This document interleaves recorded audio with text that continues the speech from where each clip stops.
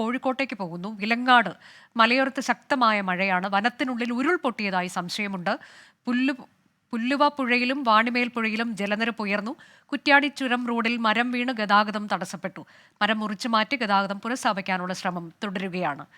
അഭിജിത്ത് മുഴക്കുന്ന വിവരങ്ങളുമായി. അഭിജിത്ത്, ഇപ്പോൾ വനത്തിനുള്ളിൽ ഉരുൾപൊട്ടി എന്നൊരു സംശയമാണ് നിലവിലുള്ളത്. അവിടെ ശക്തമായ മഴയാണോ പെയ്തുകൊണ്ടിരിക്കുന്നത്? ഏത് തരത്തിലേക്കാണ് ജലനിരപ്പ് വാണിമേൽ പുഴയിൽ ഉൾപ്പെടെ ഉയർന്നിട്ടുള്ളത്?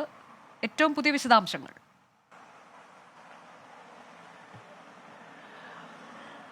അനുജ, ആ പ്രദേശത്ത് വലിയ രീതിയിൽ മഴ തുടരുന്നുണ്ട്. ഈ വിലങ്ങാട് പുല്ലുവ പുഴയിലും ഒപ്പം തന്നെ വാണിമേൽ പുഴയിലുമാണ് ക്രമാതീതമായി ജലനിരപ്പ് ഉയരുന്നത്. ഈ മണ്ണ് കലർന്ന ജലമാണ് പുഴയിലൂടെ പ്രവഹിക്കുന്നത്. അതിനാൽ തന്നെ വനത്തിനുള്ളിൽ ഉരുൾപൊട്ടി എന്നൊരു സംശയമാണ് നിലവിലുള്ളത്. പക്ഷേ അതിലൊരു സ്ഥിരീകരണമില്ല. ഏതായാലും ഈ പ്രദേശത്ത് കനത്ത മഴ ഇപ്പോഴും തുടരുന്നുണ്ട്. മറ്റൊരു പ്രധാനപ്പെട്ട കാര്യം, ഈ കുറ്റ്യാടി ചുരം റോഡിൽ മരം തകർന്നു വീണതുമായി ബന്ധപ്പെട്ടാണ്.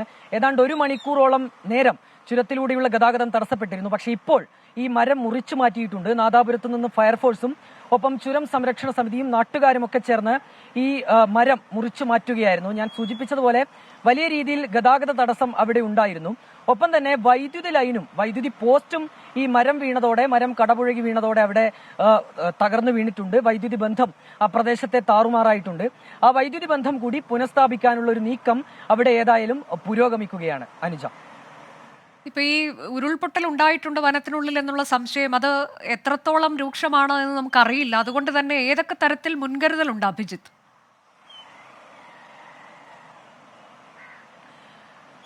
അനുജ, ഞാൻ സൂചിപ്പിച്ചതുപോലെ ഈ മണ്ണ് കലർന്ന ജലമാണ് പുഴകളിലൂടെ പ്രവഹിക്കുന്നത്. അതാണ് ഈ അധികൃതർക്ക് ഒരു സംശയമുണ്ടാക്കാനുള്ള കാരണമായി മാറിയത്. ഇതിൽ എടുത്തു പറയേണ്ടത്, ഈ പുഴയോരത്ത് നിരവധി പേർ വസിക്കുന്നുണ്ട്, നിരവധി പേർ താമസിക്കുന്നുണ്ട്. അവർക്ക് നിലവിൽ ഒരു ജാഗ്രതാ നിർദ്ദേശം നൽകിയിട്ടുണ്ട്. ഒരുപക്ഷെ ഈ ഉരുൾപൊട്ടലാണെങ്കിൽ വരും മണിക്കൂറുകളിൽ കൂടുതൽ ശക്തിയായി ജലം പ്രവഹിക്കാൻ ഈ വാണിമേൽ പുഴയിലും ഒപ്പം ഈ വിലങ്ങാട് പുല്ലുവ പുഴയിലൂടെയൊക്കെ വലിയ രീതിയിൽ ഇനിയും ജലം പ്രവഹിക്കാനുള്ള ഒരു സാധ്യത നിലനിൽക്കുന്നുണ്ട്. അതിനാൽ ആ രീതിയിൽ ഈ പുഴയുടെ കരകളിൽ താമസിക്കുന്നവർക്ക്, അതിന്റെ തീരത്ത് താമസിക്കുന്നവർക്ക് ഒരു ജാഗ്രതാ നിർദ്ദേശം നിലവിൽ നൽകിയിട്ടുണ്ട്. ഈ പ്രദേശത്ത് ഈ പാലങ്ങൾക്ക് മുകളിലൂടെയൊക്കെ വലിയ രീതിയിൽ വെള്ളം, അതിനെയൊക്കെ മറികടന്നുകൊണ്ട് ജലം പ്രവഹിക്കുന്ന ഒരു കാഴ്ച അവിടെയുണ്ട്. അതിനാൽ ഞാൻ പറഞ്ഞതുപോലെ ഈ പ്രദേശത്തുള്ളവർക്ക് നിലവിൽ ജാഗ്രതാ നിർദ്ദേശം നൽകിയിട്ടുണ്ട്.